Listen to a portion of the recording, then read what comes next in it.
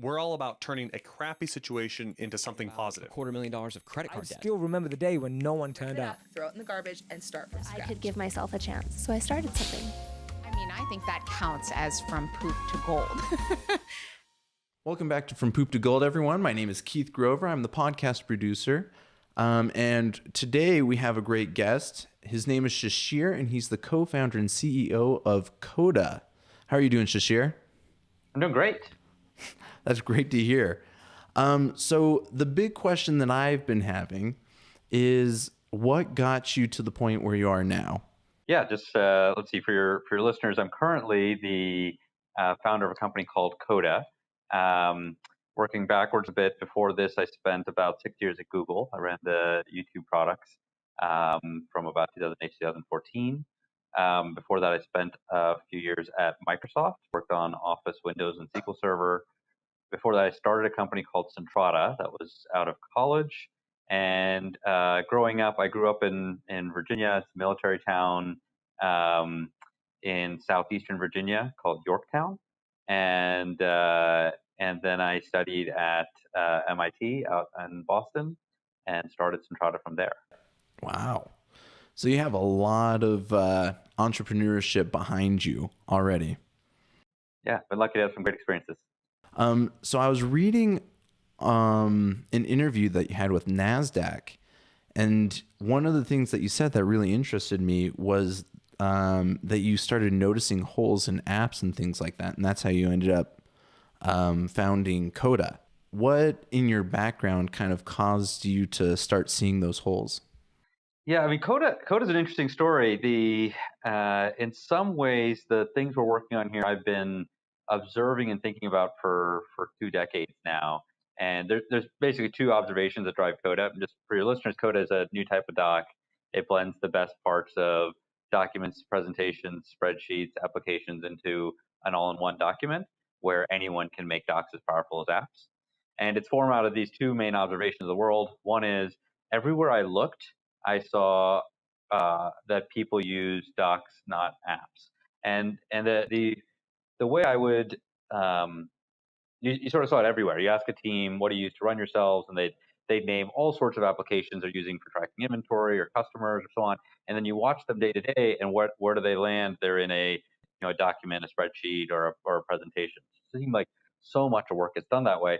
And then the second main observation was that those tools are all sort of frozen in time. They're all the things that we've been used to for almost 40 years now. The metaphors for today's documents, spreadsheets, and presentations started with back in the 70s. We had this running joke at Coda that if you were to take Austin Powers and he came out of his freezing chamber today, he wouldn't know what clothes to wear or what music to listen to, but he would absolutely know how to work a document, a spreadsheet, and a presentation, because all the metaphors were set in the 1970s. And so you take those 2 ideas and you put them together and say, hey, here's this thing we use that we run our teams, our businesses, our lives, our families in this way, and that piece of technology hasn't changed in 40 years. Seems like time to go start again. And so we started Coda with that frame. What if we were to start from scratch, build an entirely new doc, ignore the past, and start again? Yeah, so I was doing some research on Coda specifically, and I love how it's just kind of this living document that kind of grows with the company. I definitely suggest that people should go check that out. Yeah, it's one of the most fun products I've ever had a chance to work on. It's amazing watching what people end up doing in Coda. Yeah, no, definitely. So what's the hardest part of starting a business? There's lots of hard parts of starting a business. I get asked a lot by people whether or not they should start a business, and I always tell them to ask themselves 2 questions. One is, do you have an idea that you can't imagine not working on? And the second is, do you have a person or a team to work with that you can't imagine not working with? And I generally tell people, if you're lacking one of the 2 things, you probably shouldn't start. And it's amazing how many people I see with, well, I've got this person and we're ready to get started, but we have no idea what we're going to do. That sometimes works, and in my experience, it tends to work less often than people might think. And then the other way, I see people who like they've got a great idea, but they haven't been able to convince the first person to join them. And it's usually it's a little bit of a litmus test of like, can you go get someone you really care about to jump in with you? So I think that if you take those two different parts, I think that's, with Coda, I found that all of a sudden, I mean, I started a company before. I've worked in a lot of startup environments, scaled them up, and so on. For me, you'll meet some entrepreneurs for which starting companies is all they know how to do, and it's like that's not me. I mean, I'm quite comfortable with running larger businesses, smaller businesses. Like I don't have a bias towards startups. In fact, I think startups are often the hardest way to get your idea out to market. So Coda started with me actually helping my co-founder Alex with his startup. He was starting a company that thankfully wasn't going that well, and I had given him a set of startup ideas, and I just found myself just waking up in the middle of the night with this like picture in my head of this product, and I would sketch things out, and then we'd go talk about it, and I was so excited for him to do it, and then I just realized that actually I'm pretty excited to do this too, and I think when that lightning strikes, and you can answer both those questions, then you kind of have to start the company. And I have noticed that, especially with like the founders here at Harmon Brothers. It was definitely one of those like, well, I guess we're a business now. It has to happen. So that is super I've had cool. a chance to work with the Harmon Brothers for almost a decade now, and it definitely is a very impassioned group of brothers. Mm-hmm. Very much so. So all successful people have kind of a poop to gold moment, and that's kind of the theme of this podcast. What is the situation that you've had that was really crappy that you were able to turn around? I love the phrase. And actually, interestingly, I think my poop to gold moment probably, I'm not sure if this is true of a lot of your listeners, but mine actually involves where I think that phrase came from. Really? And what those early days of, I think that's an Orapup phrase, right? It probably is. I mean, in my career, there's a really obvious one. You go look through my history. The poop to gold moment was joining YouTube, and I joined YouTube 2008. At the time, it was nowadays everybody thinks of YouTube as being a pretty obvious property. At the time, it was seen as a big mistake, right? It was seen as Google's first big blunder. It was known for grainy videos of cats doing funny things, lots of lawsuits, losing lots of money. Just everything about it said, "Uh-oh, Google screwed up. This thing's not going to work." I joined, and my mom would send me these press articles of like, hey, I joined YouTube, and like every article was negative. Like, hey, are you sure you did the right thing? Because everybody seems to think this is never going to work. And I think that was, there was a group of us that came in about that time in 2008 that were all a little bit, we all had a little bit of a chip on our shoulder about it. We all had a view of, no, I think this thing can work. Mm-hmm. And it's rare to see that level of consumer enthusiasm, that level of ecosystem being started. And all we have to do is put a few guardrails in place, and this thing can go from being an interesting property and a fun place to hang out to being a great business and a really meaningful impact to the world. I gave this talk in 2009. I was I don't know, maybe 6 months into the job, and I was asked to speak to this group in New York, and just sort of try to explain YouTube's role in the world and where our plans were and so on. And I used this phrase that ended up it basically became my kind of rallying cry for the next few years, which was that online video is going to do to cable what cable did to broadcast. And we're going to go from 3 channels to 300 channels to 3 million channels. And when I said it, it was almost laughable. I mean, at the time, YouTube was compared to most commonly to MySpace, to Flickr. Like these are and I get off the stage and people come up to me and say, "I don't understand what you're talking about. Like you really think YouTube has a role next to Disney and ESPN? And what does that even mean? Like that doesn't seem at all what this thing is about." But we had a group of us that were pretty convicted about it, and we took this property that had great consumer enthusiasm, not a particularly good business or sustainable model, and we turned it around. And YouTube these days now, when I say that online video is going to do to cable what cable did to to broadcast, it's like fairly obvious that not only is that likely to happen, it's mostly happened already. And it just took a lot of persistence to get there. Oh yeah, definitely. And like looking in hindsight, it's almost laughable to say YouTube wasn't going to end up there. Yeah. Actually, so I didn't connect it back for you for the reason Poop to Gold is part of that experience. If you look, okay, so we take on this YouTube opportunity, and lots of people thought it was poopy. We saw gold in it, and and you think about what turned it around. I mean, some of it was just good hygiene, getting the right metrics in place, the right ways of operating the business. So on. There's a lot we did on content creators, and at the time there was a lot of friction in becoming a content creator on YouTube. We had all these one-off deals. You had to know somebody. You had to like the incentive loop that exists today, where you like run into kids who say their dream is to become a YouTube creator. Like that's not what it felt like then. It was you fought through lots of hoops to get there. And then on the advertising side, we had this moment of insight that said, what if we could align the interests of the advertiser and the viewer a little bit more? And we had this idea for an ad format that it's called TrueView, and most consumers know it as skippable ads. And the reason it overlaps with this story is our exemplar first like breakout TrueView ad was an ad called "Why Do People Have Bad Breath?" And it was from the Harmon Brothers, and it was for a product called Orabrush.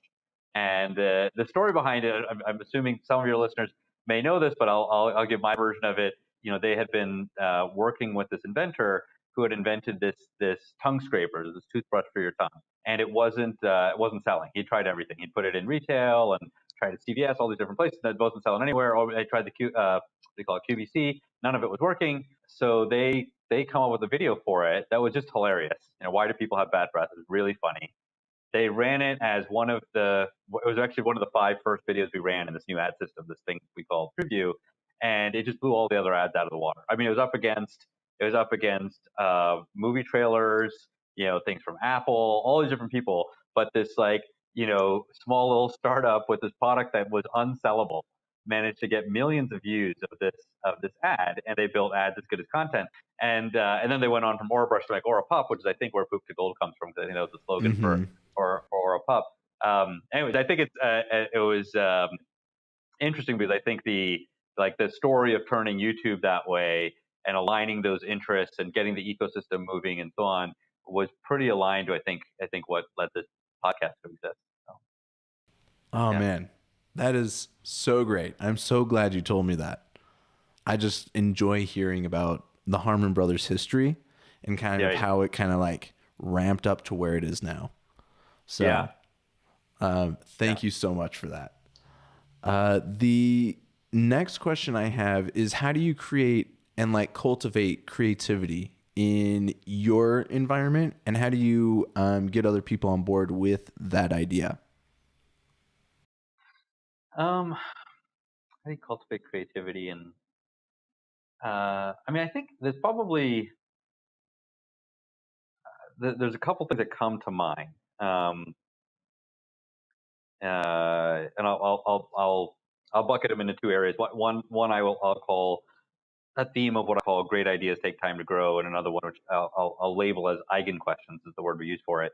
You know, I'll start with the first one. Great ideas take time to grow. I think one of the challenges of many creative processes is that it's very hard to be creative under duress.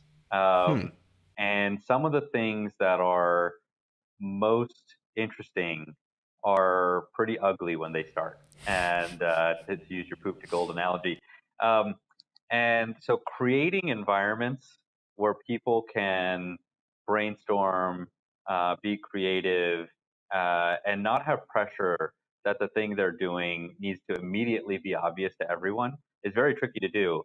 And then you have to have the discipline to push those things onto a shelf and not force yourself to evaluate them as actionable right away. And you know, so we do a number of things for that. I mean, probably the most iconic for Coda is we do hackathons are a big part of our culture. We do 3 to 4 a year. Most of the really good ideas in the product came out of hackathons, and we do them in 24 to 36 hour sprints. But interestingly, and I do this, you know, we've done dozen plus of these now. And you can go back and trace. I do this for new hires as well. It's like you go back and look through past hackathons, and you can trace them forward and say, like, here's this one we did, and here's where it ended up in the product. But the latency between that can be it can be years. And that same idea that looked like a interesting but kind of weird thing 2 years ago, all of a sudden, like, something else happened and it like swaps in place. So, like, I think creating environments where you can put things on a shelf, and sometimes we use the term put them in the greenhouse, and sometimes you like rotate the plants around, and this plant, you're gonna, it's not gonna die fast, but you also need to keep it watered just a little bit, and then put it on the side. Don't put it out the front. It's not the showcase yet, and then wait for its time to come. So that's kind of, I think, one principle. The other one I'd say is we call it eigen questions, and I think a better, maybe a different way to phrase it is just asking the right questions. Mm-hmm. And I think so it's a little bit geeky. I was a math major in college, and so there's a term in linear algebra called eigenvalues and eigenvectors, which is a really geeky term. A lot of machine learning people use it all the time. The layman's version of it is how do you take a many-dimensional problem and find they call it the eigenvector, is the path through that most describes the problem space. Like, so many good examples of this. I mean, one that is always memorable to me is there was this time, this was probably 2010 or so, where YouTube, we had this one of the big debates on YouTube at that time was that we called it the link out question. So people would come to YouTube and they would search for something. At the time, the query that was used as the example here was Modern Family. So you come to YouTube, you search for Modern Family. We didn't have Modern Family. And so you'd find a bunch of grainy clips of Modern Family. We didn't have a deal with them either, so they weren't particularly good. But you would, left pretty unsatisfied. And there was this big debate about whether or not to just show the result. Say, hey, here's what it is on abc.com. And there was this mindset of, basically the product people and the engineers all said, hey, we're owned by Google.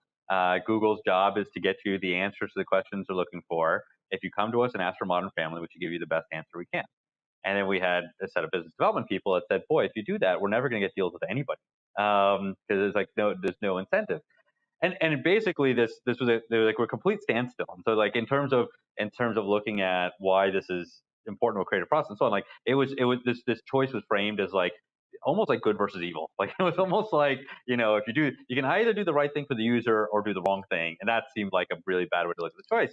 And then one person came and said, actually, I think maybe we're looking at this choice wrong. And we said, hey, look at Amazon as an example. We have Amazon and we have Google Product Search. At the time, it was called Frugal. You remember that time? That was what Google Shopping was called before Google Product Search. And it was indexing all of Amazon and every other product on the internet. And yet Amazon was kicking its butt. Like, users clearly preferred going to Amazon.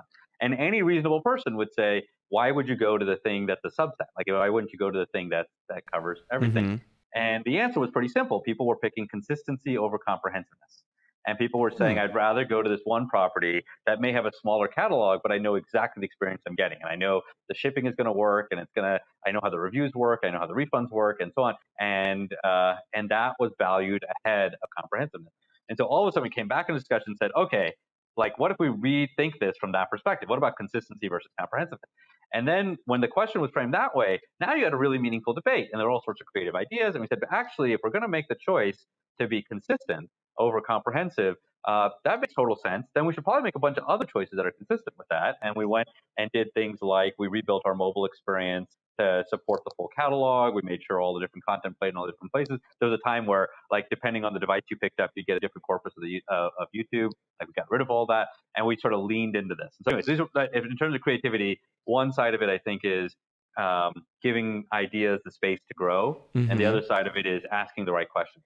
And sometimes you find that the first question that gets asked, if you just reframe it slightly, you'll get a very different type of energy, motion, creativity out of it. So how do you know when the question is right? I mean, I think if the mathematical definition would say it's the one that is most discerning of the problem space. I think a practical definition would be, you've got a list of 10 questions. you can often look at that list and you can say, if I answer them in this order, you'll spot it. Oh, it's like it's confusing. This is confusing. This, we're not really that sure. But if I answer question number 7 first, then all the other questions are like not only easier, some of them don't even need to be answered. Like it's just like really obvious.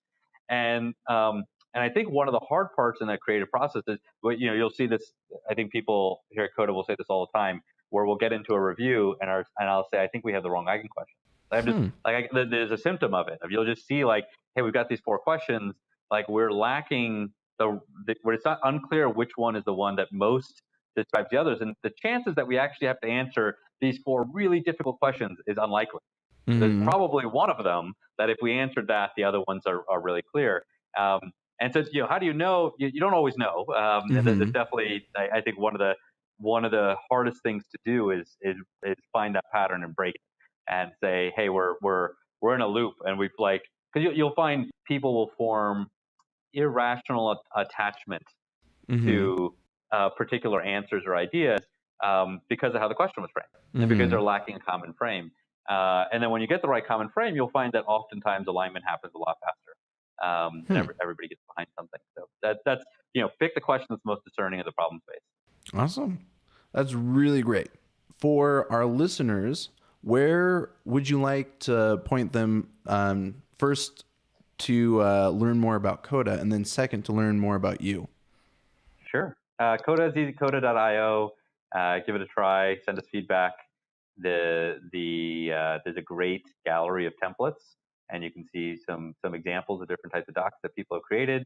If you search for me in that gallery, you'll find some of mine. I'll have feedback on those as well. Finding me, probably easiest is to find me on Twitter. I'm at Shishir Mehrotra. Not that many of us with that name, so pretty easy to find me there. Great. Well, Shishir, I've really enjoyed listening to kind of your backstory, your time at YouTube, and all of the advice. Yeah. We have a book coming to you in the mail, and it's called From Poop to Gold. And it goes over kind of the environment that has been created here at Harmon Brothers. Looking forward to it. Yeah. Well, thank you so much. I've really enjoyed getting to know you more, Shishir. To our listeners, thank you for watching and listening. Make sure to like, comment, subscribe, share, all that good stuff, and we'll see you on the next one.